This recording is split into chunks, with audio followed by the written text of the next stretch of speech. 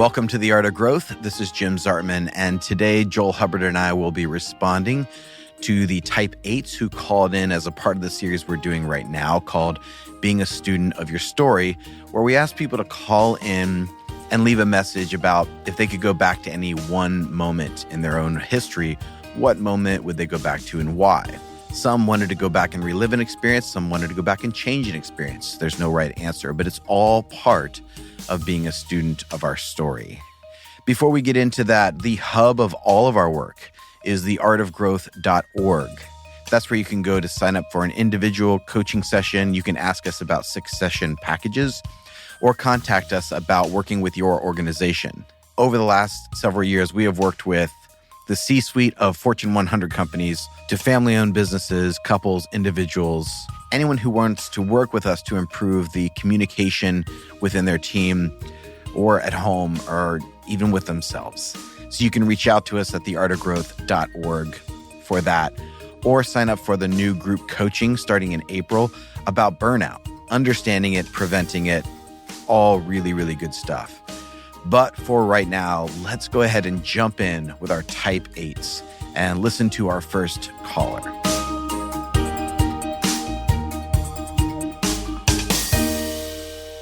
Hi, my name is Julie, and I'm an Enneagram 8. I would like to go back to an important part of my life when I was younger. I would love to have the knowledge I have and be able to go back and see a Christmas day or a Christmas morning. That's probably the most of what I have pictures of. And I remember my childhood is very dysfunctional, but I know we had moments of happiness. So I would love to go back to a time there and just see if, in fact, it was happy so that I could capture that feeling and bring it back to today, have it help erase some of those bad dysfunctional memories. I remember it through the pictures, but I don't really remember it through events. I'm also one of 7, and I'm the youngest with a twin sister. Being the youngest, everybody else has memories that I don't have as well. So collectively, I'd like to go back and experience a wonderful childhood memory again so that I could see it through adult eyes and not through the eyes of a child. I hope you like it. Bye. Okay, Julie, first of all, this idea of wanting to go back to an earlier point with the knowledge that you have now, this is something that as an 8, I obsess with. I obsess with this concept because I think there's something about like, oh, I feel so much more powerful now than I was in that situation. And if I could take my current sense of power and insert it into this earlier point, I would have a lot more control over that situation, capacity to see in that situation. But what I love about Julie's story here is you can see the need of the 8 to return to innocence. This is something that we talk about with the 8 as a feature, is that often there's a sense of an early loss of innocence. And in this is a desire to regain it. And she's not saying I would change this moment or I would want it, but she's like, I want to see it with different eyes. Because she's like, I know the overall thing was dysfunctional, but there were happy moments. Mm-hmm. And so I'd like to experience one of those happy moments and see that with my current lens, with what I know now as an adult, which is I know things are complicated. I know people try their best, but they still go awry. Of course, I'm filling in some of the things, but just some of the things that could be possible in the background of that. But with a current lens of maturity, of adulthood, to be able to see my own story through a different lens. So we're talking about being a student of your story. I think we all have this inner cry to be able to see our own story through a different lens, to be able to see it as we are now or as what it could have been or something along those lines. And that was the first thing that came to mind when I heard Julie. Also, what comes to mind is there are a number of types that really struggle with being affected, work against being affected by life. And so there's a way of insulating yourself, of protecting yourself. And if you do that, you also end up protecting yourself from the positives as well as the negatives. Mm-hmm. And so in that sense, it's like, well, the dysfunction of my family, my upbringing may have been so disruptive that I guarded myself, protected myself from being affected by a lot of things. And in doing so, because you're so protected, you also are keeping out those positive moments that are coming at you. And as an 8, it is easy to do because you're categorizing, like, in order to maintain a measure of control and preparedness. So you're categorizing people, you're categorizing situations. And so even if there's something positive coming from that source, they're dismissed because they're in that category of, yeah, I kind of already know what you're doing, or, what's happening here, what you're trying to do. And I'm not saying that that's what Julie was doing, but that can happen for type 8s and for people in general who resist a lot of being affected by life is, and it's a lesson for all of us. Like, we have to be able to welcome even the hardships in order to also welcome the good stuff that comes with it as well. Yeah, I've definitely seen that pattern in my own life where I can't appreciate the good of a moment because of the belief that at any point in time I'm going to have to pick up arms against a potential threat. Mm. And so I can't just enjoy the moment. I remember working with someone where you just never knew what you're going to get on a given day. And because of that, I couldn't relax in the good moments because I was like, but am I about to have to raise up my defenses? Mm. And I didn't realize that I was doing this. I wasn't aware of my patterns at all at this point. And so, but like looking back and hearing the story and what you were just saying, like, yes, I can definitely see that pattern at work where it's like, okay, there were good moments. There was good things. This person, was, probably great in a lot of ways, but because I didn't know what to expect, because the anticipation mechanism was always functioning in, am I going to have to be defensive? Mm-hmm. I couldn't take that in. Yeah. Yeah. And that's why for all 8s and others of us, because we all have a little bit of that inside us, is allowing more of the moments that are present right now in our lives to affect us. Yeah. To affect us at the heart center, at the level of our emotions. Like, yeah, that hurts. Yeah, that one's sad. And to stay open to that, to allow that to come in. And also to allow beauty to come in, and joy to come in, and be affected by it. Because, it may make us vulnerable. It may make us vulnerable to pain, to disappointment. Because that is the sort of cycle of life, right? You have the positive, and then you will have a negative. And I love the story you've told that is kind of a wisdom tale of the gentleman who loses a... We'll see. Yeah, that one. Yeah.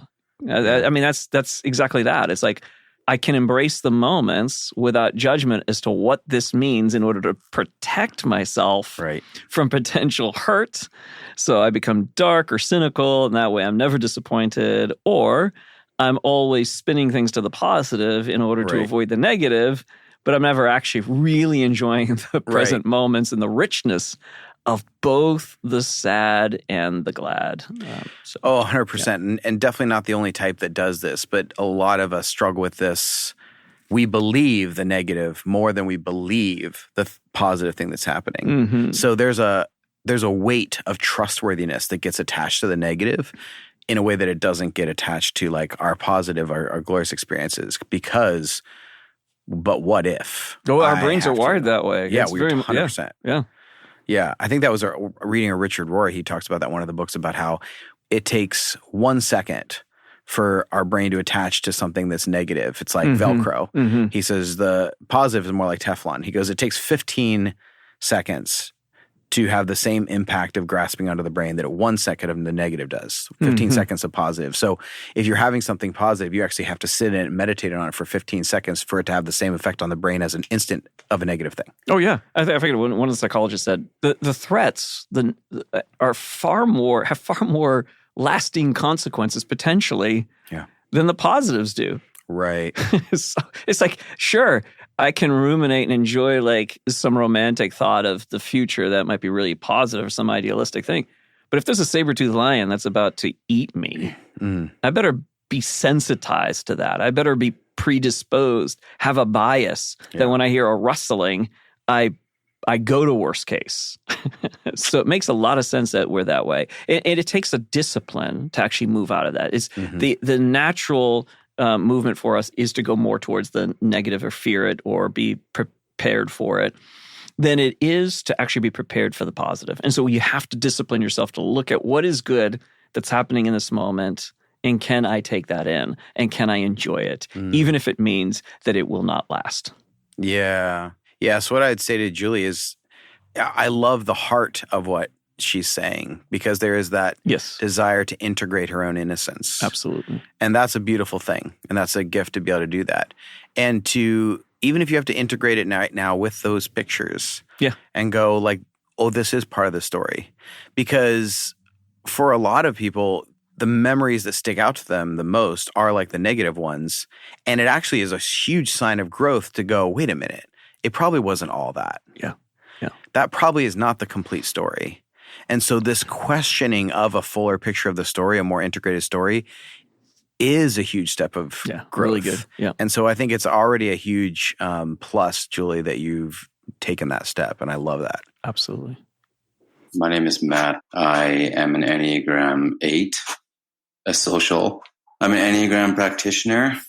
When I was 17 and had a 9mm Glock handgun to the side of my head and pressed the trigger and didn't know what to do. Didn't plan for a moment that could exist after that because the gun jammed.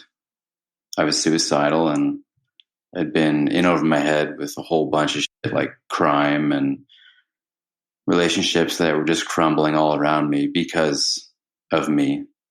So would I go back to then, or would I go back to other times when I didn't realize that I was running on empty and all of a sudden it was game over and I couldn't hold food down and I couldn't sleep anymore and I couldn't move. It was just so much. I've had vocational crises. I've had relational crises.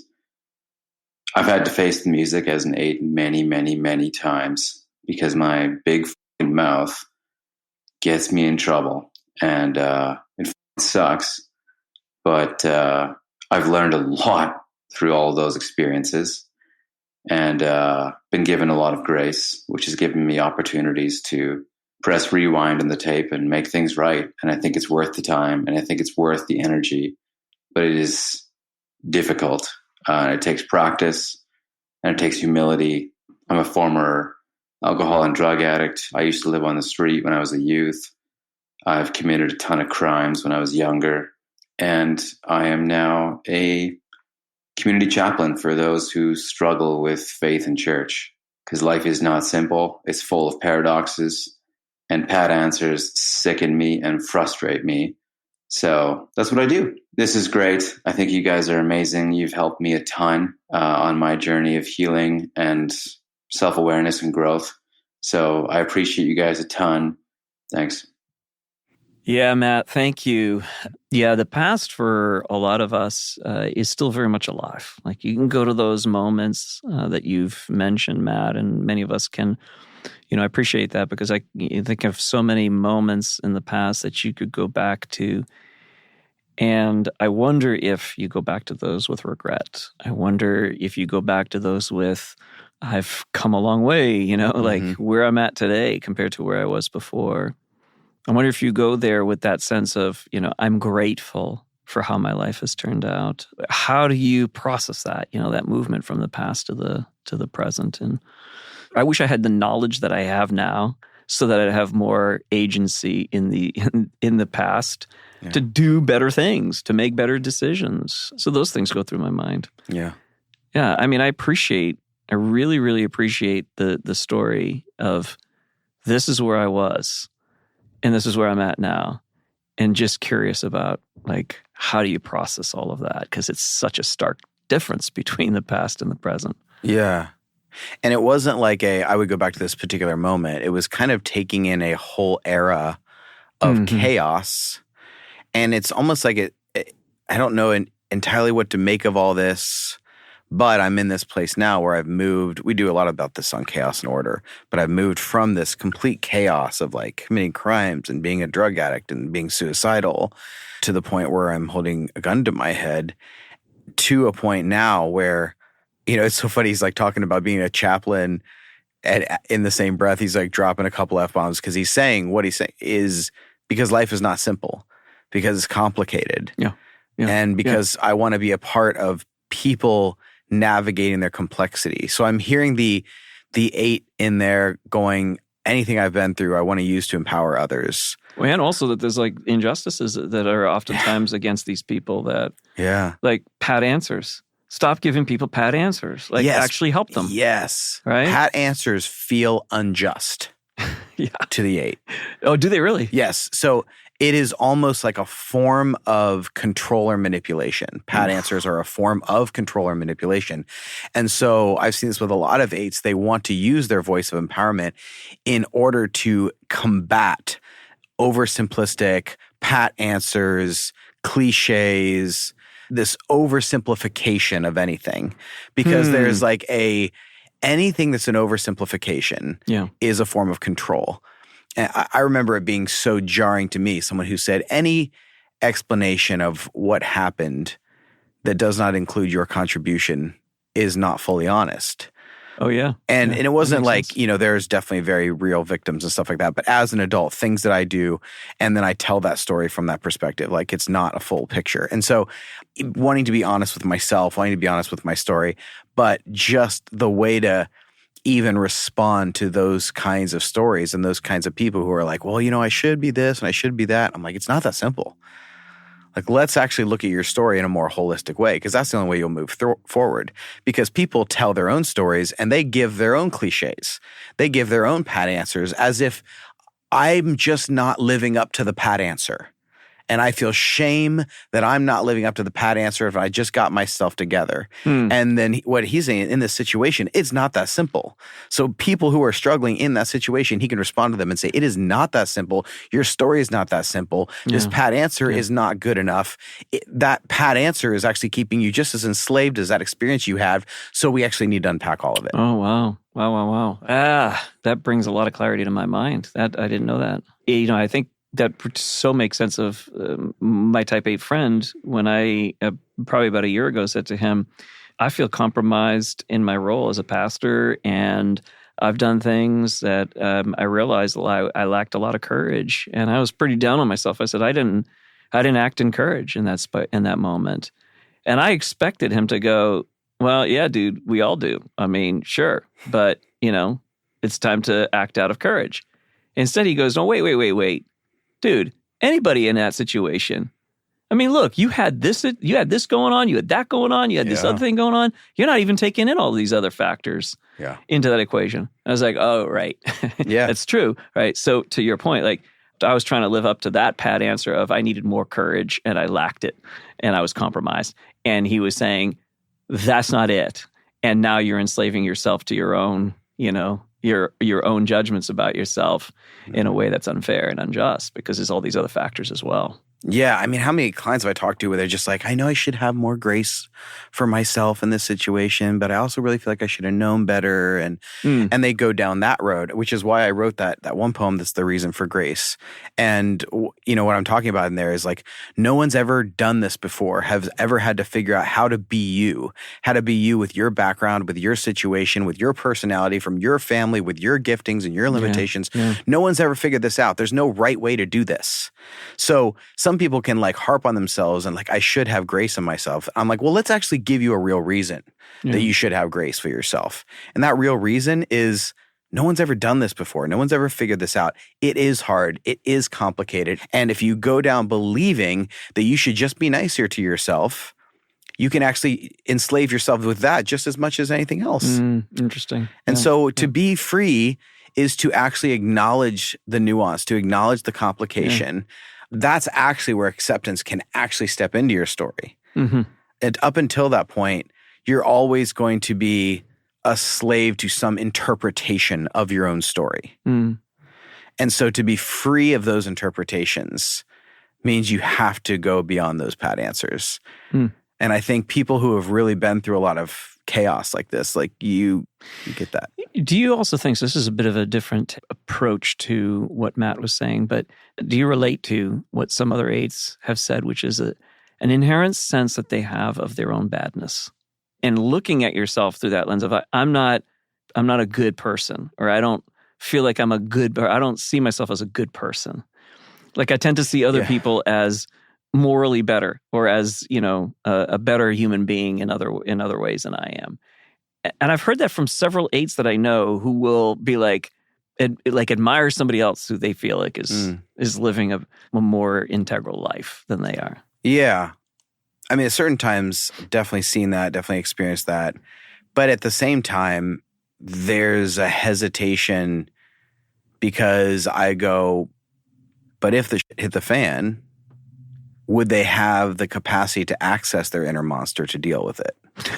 That's true. Yeah, right. I can see that. So there's a dual. I've gone through both of those experiences. Yeah. Part of me goes, man, they are just light unto the world. Yeah, and I am not always, and I'm sometimes scared at my own capacity for cold, dark, things. But at the same time, I have this other thing where I go, if you don't integrate your monster, then it's going to come out in really unpleasant ways. Yeah. And I've seen that with people who were just told to be nice their whole life. Just be nice, and they never integrated their monster. Yeah. They're actually more dangerous when something does go wrong. Oh, yeah. Absolutely. It's definitely not integrated. It hasn't matured. All right. So that's a good point. Again, I had to nuance it. Yeah. It's not over. No single. I know. It's not a simple answer. I'm just wondering that about you, Matt, as well. Like, do you look back to your past and you had to be a monster in some sense at times, but in other ways, do you see yourself as like, wow, bad person, did a lot of bad things, and how much of that is a perspective that you're still carrying to this day, even as you're moving forward and doing some tremendous work? And I do think that is hard to let go of. I certainly have my own stories of that have carried on from my past that are still affecting me and how I live today. So, yeah. Yeah, for sure. Thanks for sharing that, Matt. I mean, that's where we took it. I don't know if that's what you were expecting, but that was definitely a launching point to talk about a couple points that I think are really important for the 8 to know. Yeah. Hi, this is Hillary Kay. I'm a part of the Art of Growth team and want to talk to you quickly about burnout. Burnout is something we all experience at one point or another, no matter if you're a student, parent, business owner, head of a company, or key team member. Burnout is real and can happen more often than not if we don't become carefully aware of the emotions and actions that lead us there. But what is the path that leads us to this state of emotional, physical, and mental exhaustion? And can we learn how to interrupt it? We believe the reason for this burnout epidemic is that we don't know how to best operate for our unique personalities, nor how to recognize the signs our bodies give us to slow down and interrupt that path. Beginning April 13th, Joel and myself will be leading a group coaching track, which will guide you through how to prevent burnout before it happens or reduce it and turn the tables back to a path of growth, all by using the Enneagram. If you're interested in learning more, head to www.theartofgrowth.org/group coaching to get the details. Thank you, Hillary. Now let's listen to our next caller.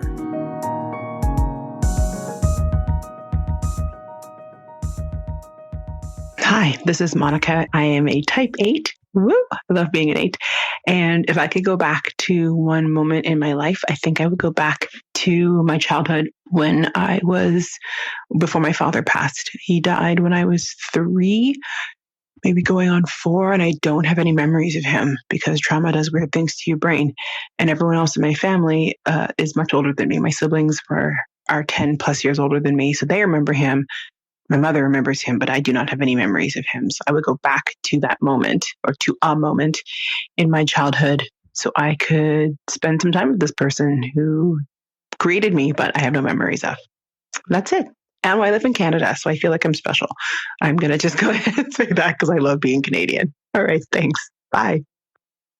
First of all, Monica, the first thing that came to mind is, do you feel a conflict between being an 8 and being like the nicest people, the polite Canadians ever? Like, since you were jovial. But it's so interesting how many people called in, even some of the ones that, aren't ending up on the podcast, that called in about something connected to their parents. Like this wondering if I would have known this person better. Yeah. And it's not just I want to know this person better, but there's a sense of I'd feel more rooted if I understood a little bit more about the factors that formed me, the people that formed me.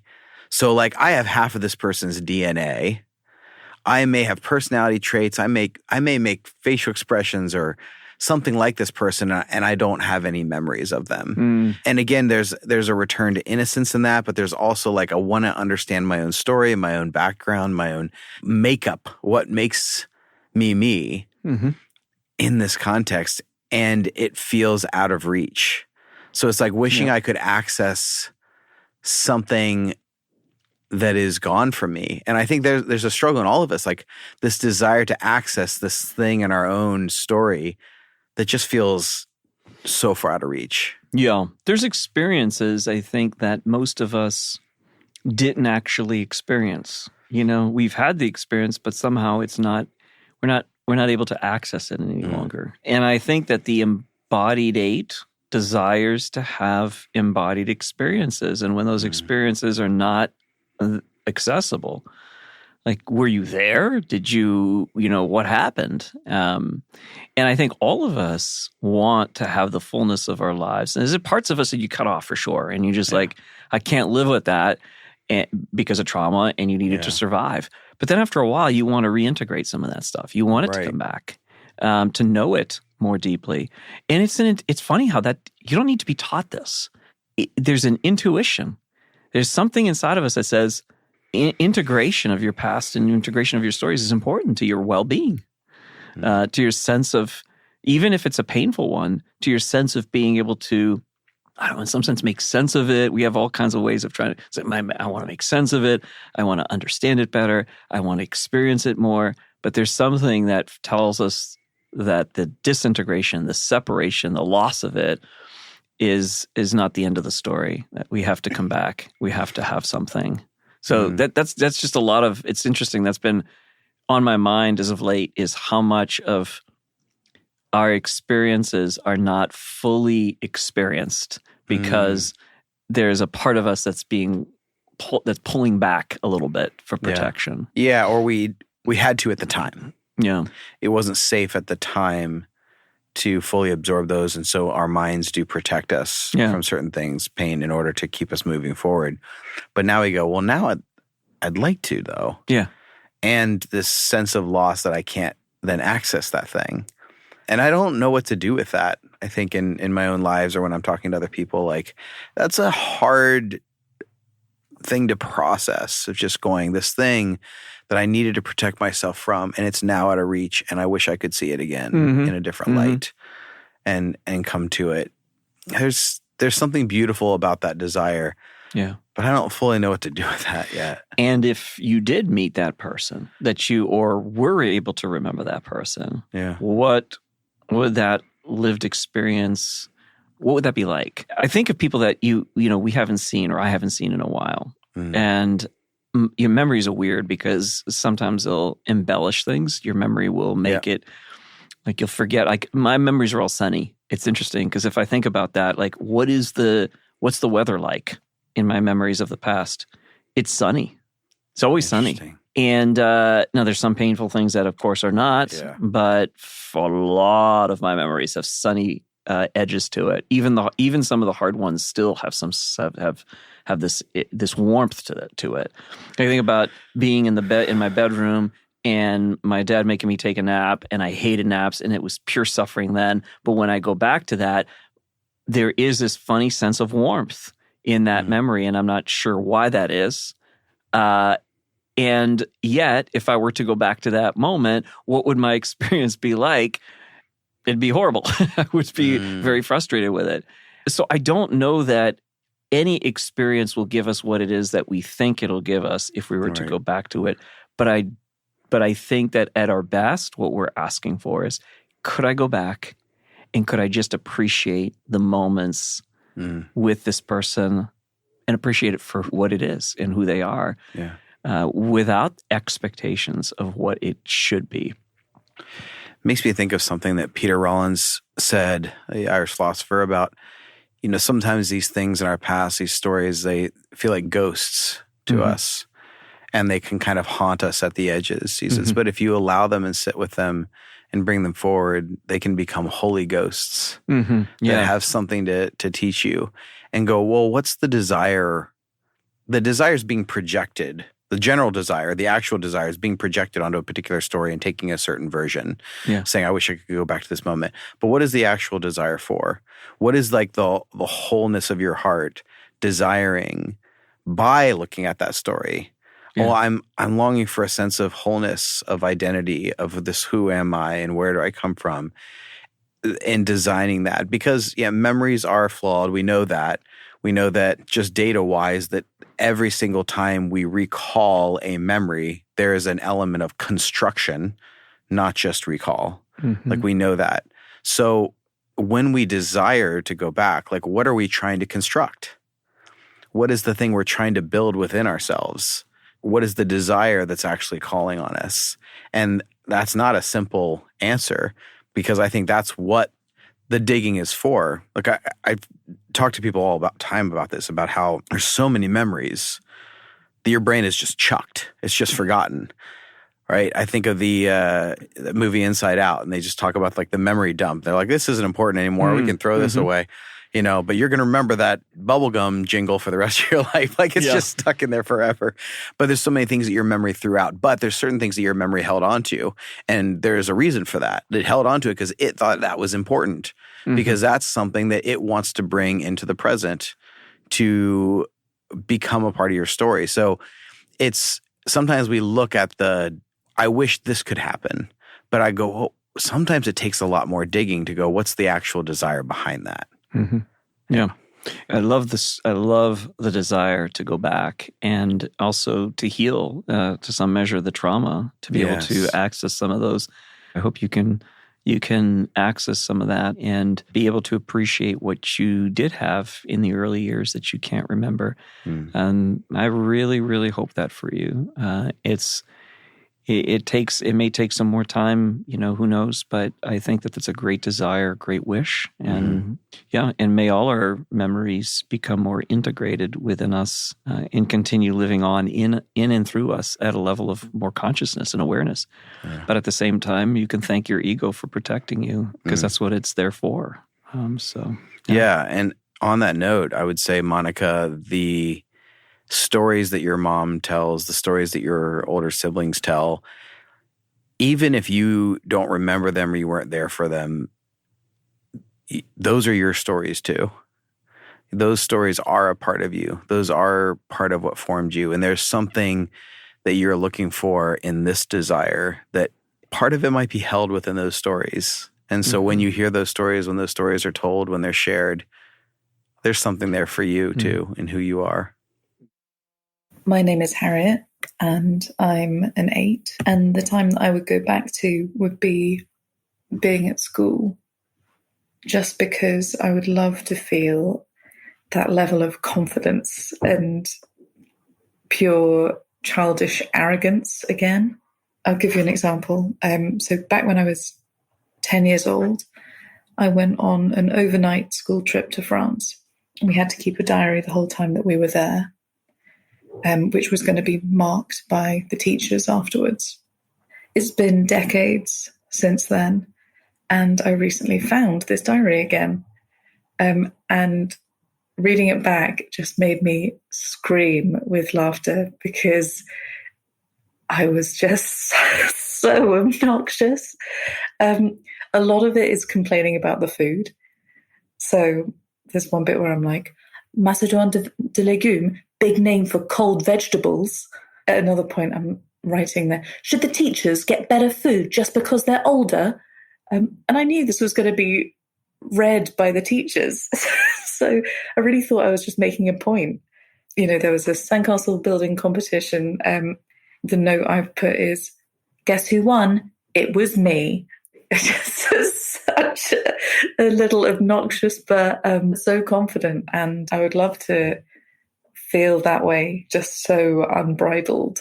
And, that point in my life was definitely difficult because my parents had just divorced and everything was all a bit difficult. But at school, found it relatively easy and I could get on with things. And I loved learning and doing maths and learning languages and writing stories and things like that. So it became a bit of this haven that I could just escape to. I went back to my old school for the reunion recently, however many years since we all left. It's changed a lot, but there are some classrooms which just haven't changed at all, and they smell exactly the same. As we were walking around, I just found myself trying really hard not to cry, because I think being at school, I felt so safe and so myself, and I could just do whatever I wanted, and I felt very capable and able. That's my long story, and I hope it's helpful. I've really enjoyed your podcast, and it's very enlightening, and I love hearing the stories from all of the different people that you have on, so I can't wait to listen to the next series you have planned. Thanks very much. Yeah, thank you so much, Harriet. It's interesting that you found a place that you felt very capable, very confident, very safe in the school environment. And it's not uncommon for that to be an indication of things, because on one hand, it is a place that is different than maybe your home, which didn't feel like those things that you mentioned, those characteristics. And so being in this environment, you had all of that, but it's also indicative that maybe that environment is a place that is where you shine the most. And, and that's also, that would be true for a lot of us, I think, is when we're in the places where we feel competent, we feel like we are capable, like we have significance. It affects us in all sorts of ways. So psychologically, I think that's one of the most important pieces to well-being for all humans is there something that you feel really good at, that you have a measure of competency, you have a measure of significance in it, you do it well. And it's a place that you also thoroughly enjoy. So if you can enjoy it and you're fairly competent at it, that's significant in our lives. We need that. Mm. And so that's just something that came to mind as I was listening to what you were saying, Harriet. It reminded me of someone I recently heard on, I don't know if it was like a YouTube thing or whatever, and they said, well, for whatever reason, I think I have the why not gene, which is, how hard could it be? If someone else could do it, why not? I could do it. I'll figure it out. Like that level of confidence. And I don't know if all of other types would relate to it as much, but I definitely related to that. And I can think of other eights would do that too. It's just kind of like, yeah, I could figure that out. I could do that, confidence. But then you go forward in life and, well, but now all these people are actually better at me. So then I have to find something else. Or this didn't work out the way I wanted it to be. And so then I have to go over this. And so I get this desire to, like, the missing of the naive optimism, the missing of the confidence where I felt like the world is my oyster and I'm going to take it on and like, look out world, here I come. Because I'm going to just do something and no one's going to be able to stop me. And then you go through life and then life freaking stops you. Oh yeah. Something happens, you get beat down, and then the thing's going, well, is there anywhere where I'm going to feel that level of like, I can take on the world. Yeah. And, well, the world's pretty big and pretty scary and pretty rough. And so that, I think at the core of the 8 is that dual story of like, I'm going to have to fight because it's not safe, and like, look out world, here I come. And it's that dual thing that happens. And then over time, hopefully you soften a little bit on the, I have to take on the world or it's going to kill me. That part softens a little bit. But often that comes with that, I'm also losing the look out world, here I come feeling too.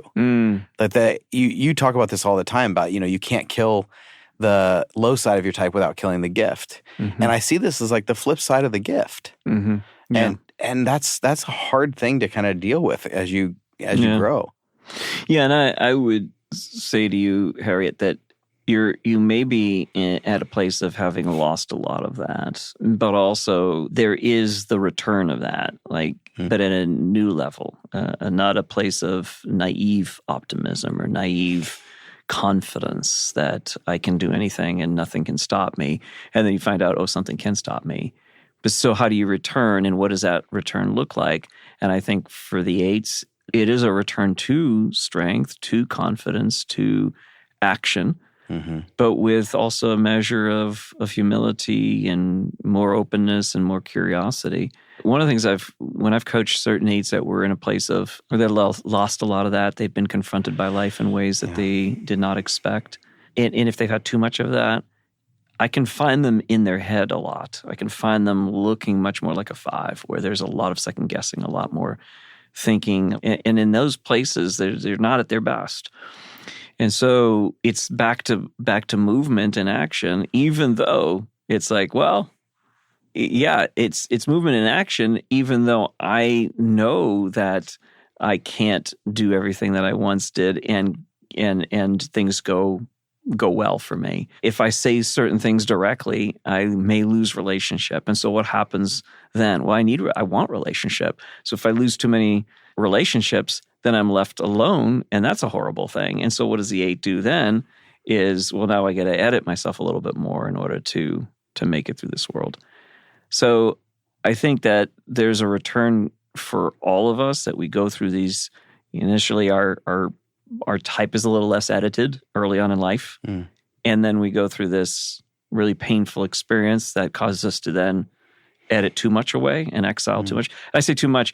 It's appropriate for that moment, but then, it's sort of a hack job. It's just like, I can't be fully who I am in this moment. And then there's a return to a more integrated self. And so, Harriet, I would, ask you this question, and, maybe it's already begun for you, but what is being welcomed back? What's the path inviting back into your life? What are those exiled parts that are starting to sneak up on you again? Because they always do. They always come back. Yeah, I couldn't help but think of this because I did an edit pass of the book that Joel's been working on this week, where I was like, I can hear some of that in the story of, having this place of strength. And then that exile happens where it's like this part of me is lost, but then there's the welcoming back.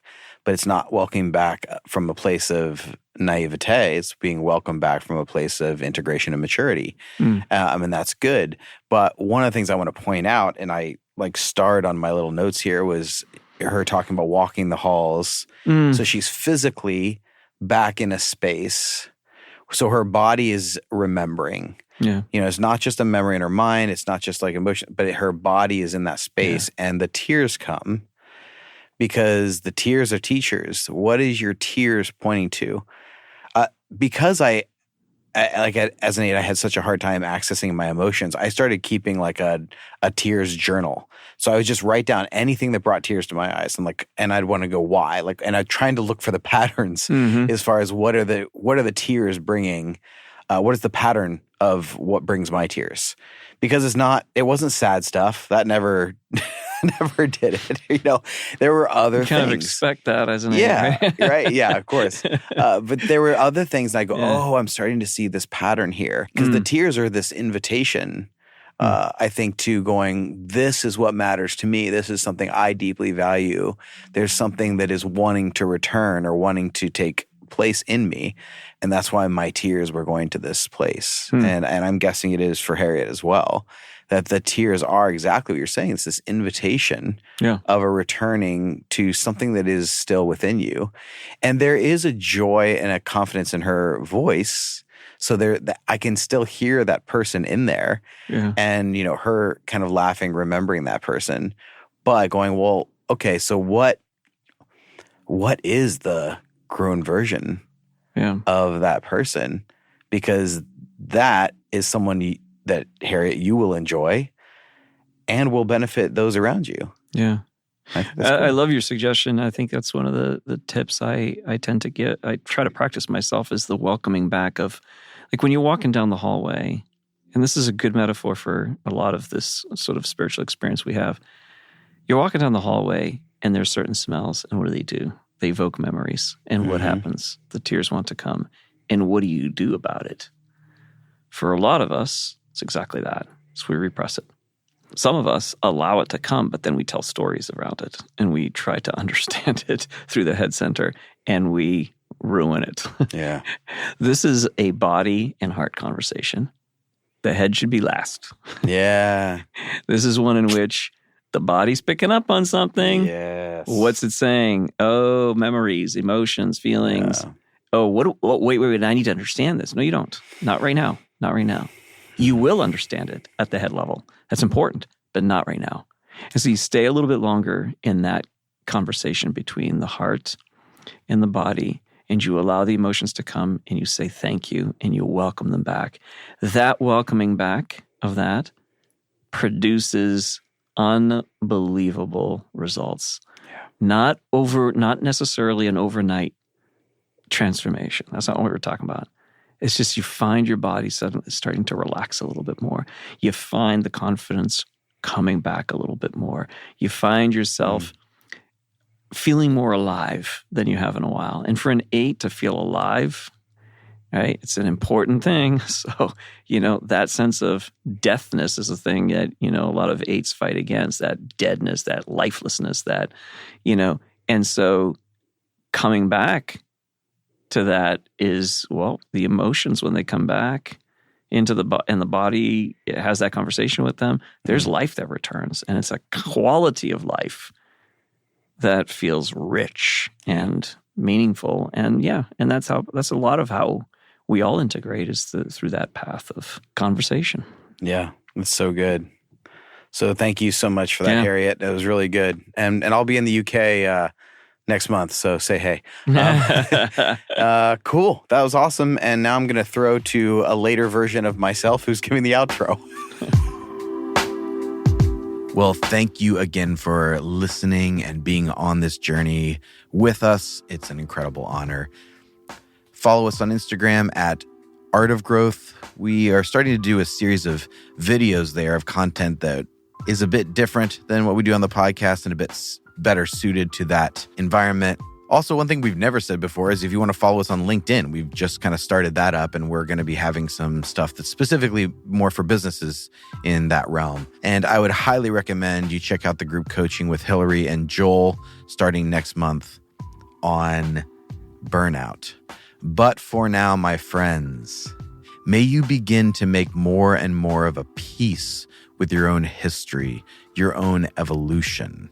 May you be a student of your story from the place of grace, of welcome, of acceptance, because grace precedes growth. Acceptance precedes expansion. And may you feel empowered today toward the impact you want to have on the world, and be grateful for what you get to do and be a part of in this world today. Grace and growth, my friends.